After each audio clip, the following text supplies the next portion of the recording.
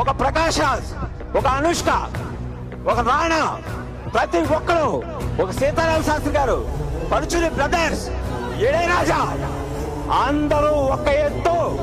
అందరూ ఒక ఎత్తు అయితే కోన గన్నారెడ్డి, అల్లు అర్జున్ నేనున్నాను ఈ సినిమాలో, నేను చేస్తానని ముందుకొచ్చాడు.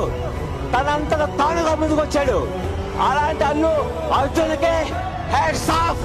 తను కేవలం స్టార్ హీరోయే కాదు, గొప్ప సినిమా ప్రేమికుడు.